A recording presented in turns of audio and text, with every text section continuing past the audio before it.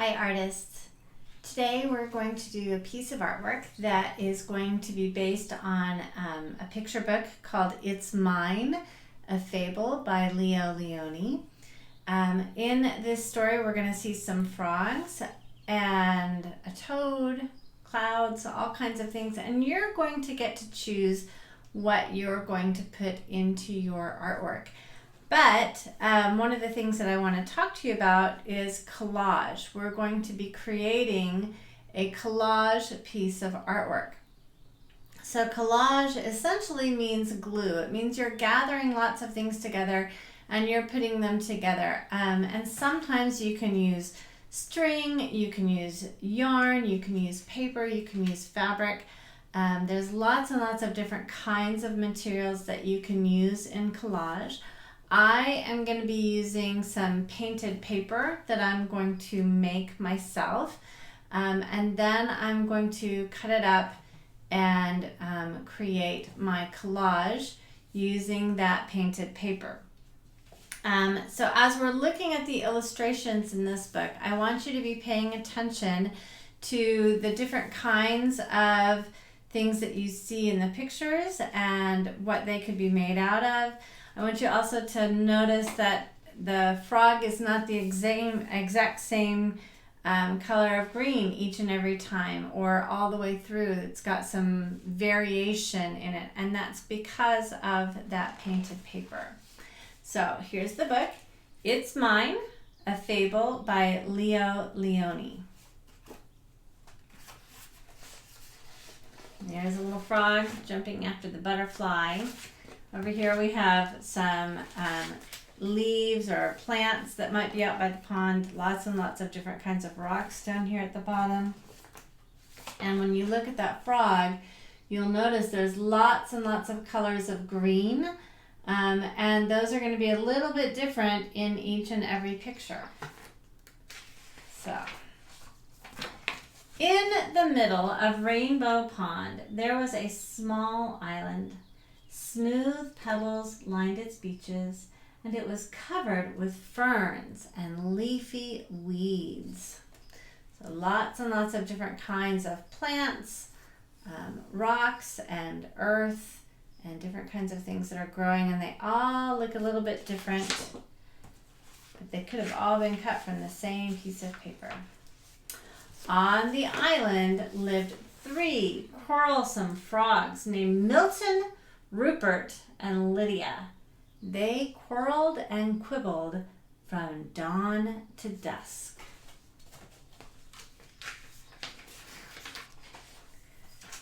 "Stay out of the pond," yelled Milton. "The water is mine." "Get off the island," shouted Rupert. "The earth is mine." "The air is mine, screamed Lydia as she leaped to catch a butterfly. And so it went. All right, again, lots and lots of different kinds of paper, lots and lots of different things happening with our frogs. One day, a large toad appeared before them. "I live on the other side of the island," he said, "but I can hear you shouting, 'It's mine, it's mine, it's mine,' all day long. There is no peace because of your endless bickering. You can't go on like this." With that, the toad slowly turned around and hopped away through the weeds.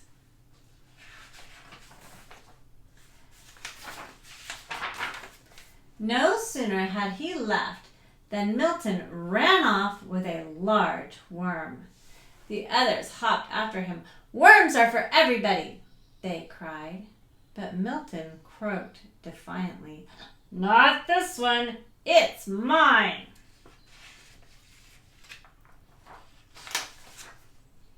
Suddenly the sky darkened, and a rumble of distant thunder circled the island. Rain filled the air, and the water turned to mud. the island grew smaller and smaller as it was swallowed up by the rising flood.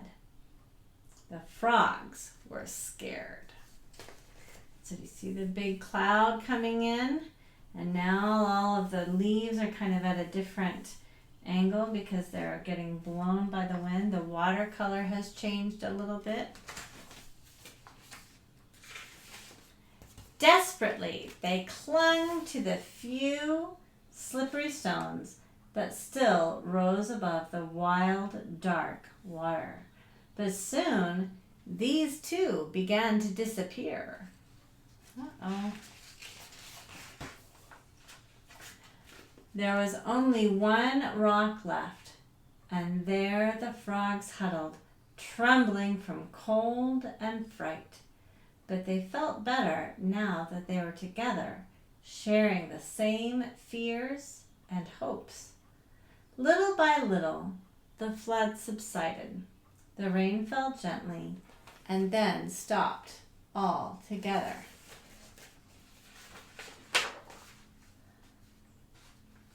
But look! The large rock that had saved them was no rock at all. "You saved us!" shouted the frogs when they recognized the toad. The next morning, the water had cleared. Sun rays chased silver minnows on the sandy bottom of the pond. Joyfully, the frogs jumped in, and side by side, they swam around the island. Together, they leaped after the swarms of butterflies that filled the air. And later, when they rested in the weeds, they felt happy in a way they had never been before. "Isn't it peaceful?" said Milton. "And isn't it beautiful?" said Rupert. "And do you know what else?" said Lydia. "No. What?" The others asked. "It's ours," she said.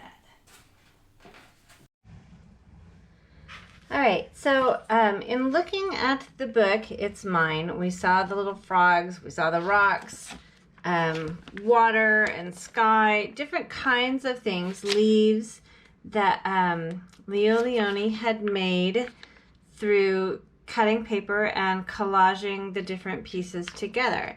So there's a lot of ideas in here as to what you can choose for your picture that you're making today. This is what I have done, and I'm going to show you. I haven't glued everything down yet, but this is kind of what I have ended up with.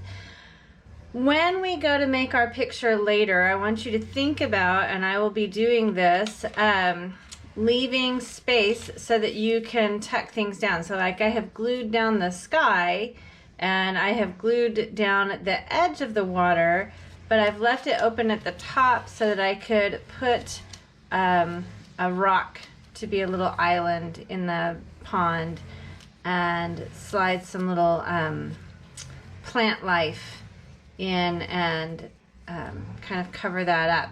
So we'll talk about that, but I want you to be thinking about what you're going to want in your picture.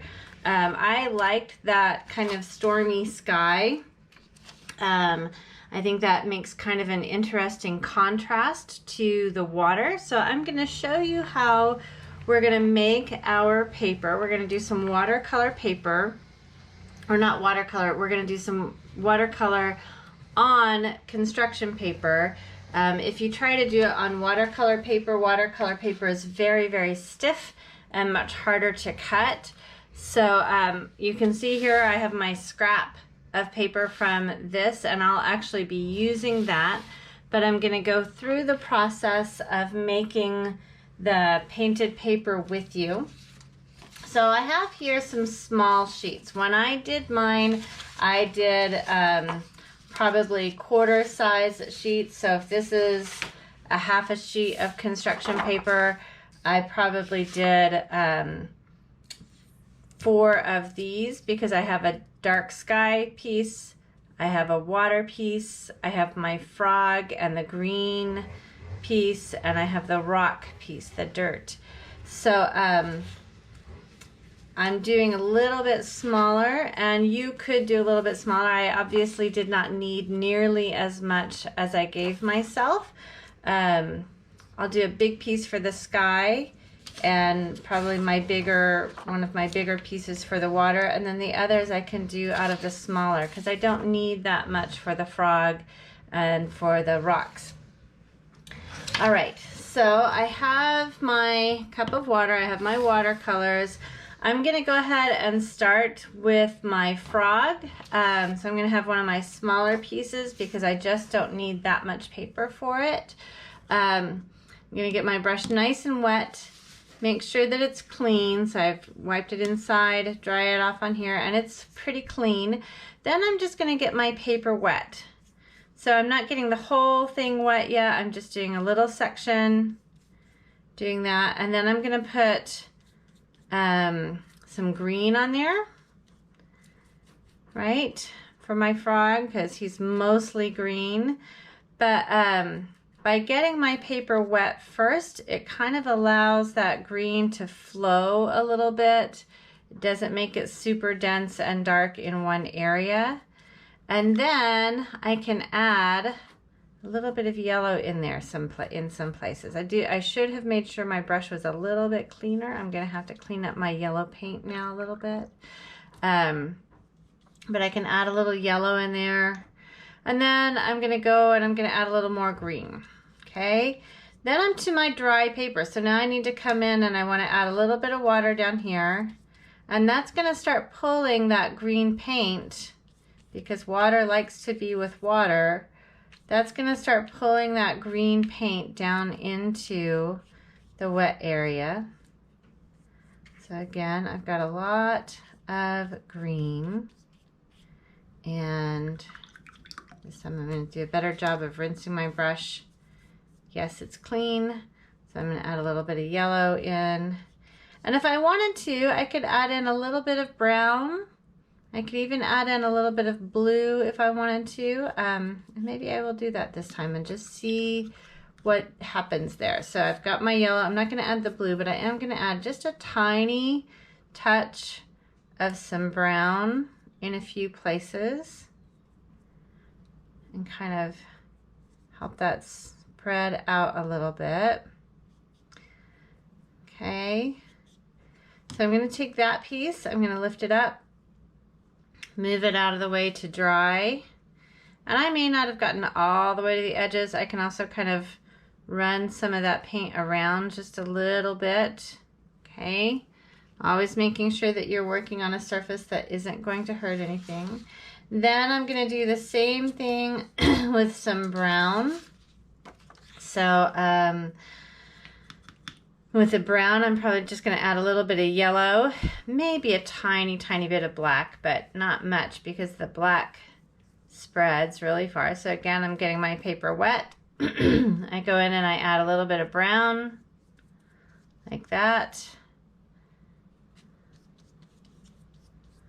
And I'm just letting the water do most of the work, right? I'm not trying to paint each and every little tiny centimeter of my paper with the paint. I'm letting the water spread that paint out for me.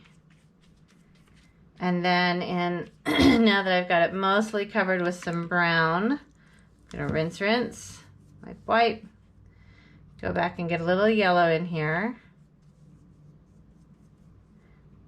And that I am going to kind of try to blend in a little bit more. I don't want my yellow to stand out too much in my rocky dirt island that's on my pond. Okay, so the yellow on this one I am kind of blending in just a little bit. And then if I want to, and you don't have to, but if I want to, I could add just a tiny bit of black in a few little areas, get my brush wet, and kind of spread that black out a little bit. It just kind of adds a little bit of depth to my picture. Not a lot.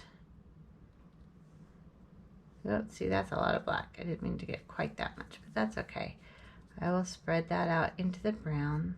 There we go. And then I'm going to set that one aside to dry. Rinse, rinse, rinse. Wipe, wipe. Dry, dry. For my water, I'm going to use blue and maybe a little bit of green. So water first.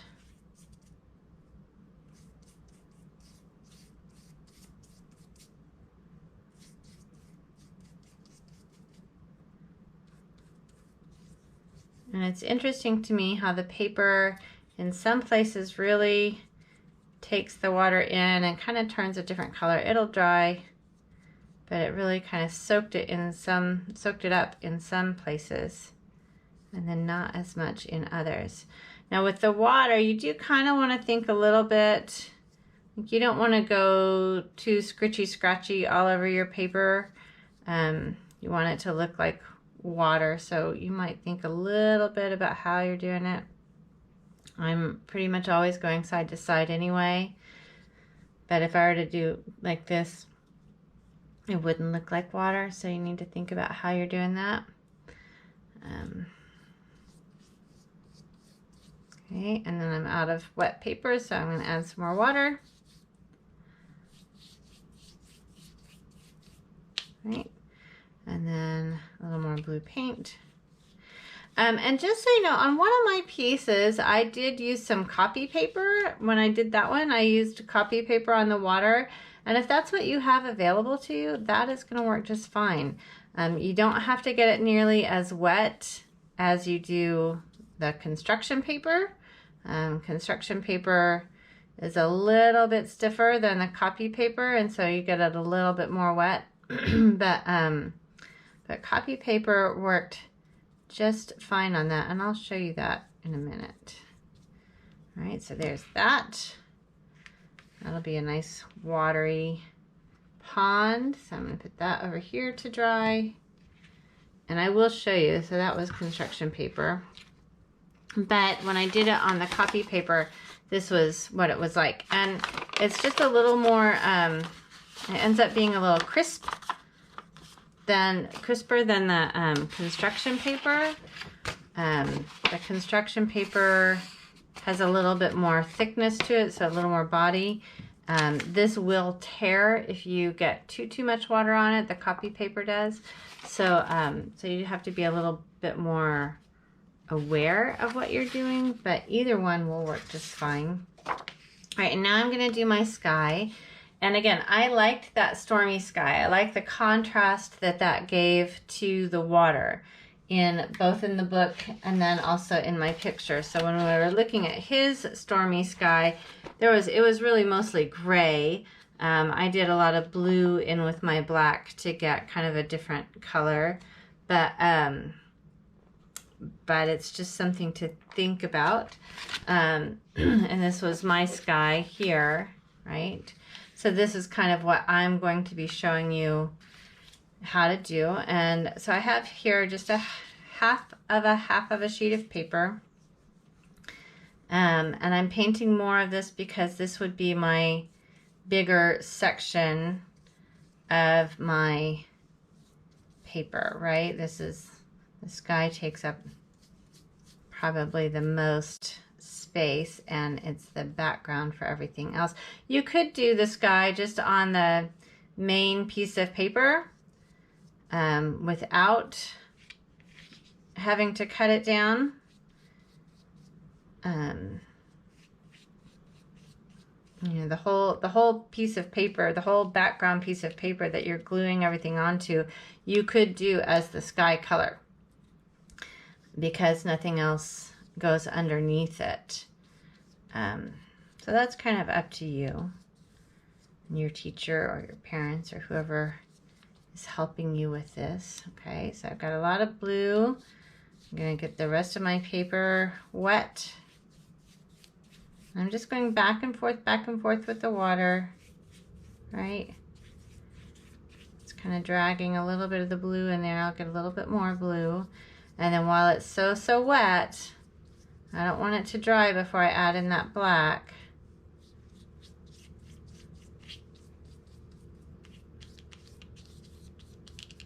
A little water down here because that's still a little bit dry. I'm going to go through while it's still really wet. I'm going to go through and I'm going to add in just a little bit of black here and there. And that's probably enough. That's a lot of, that's pretty dark, right?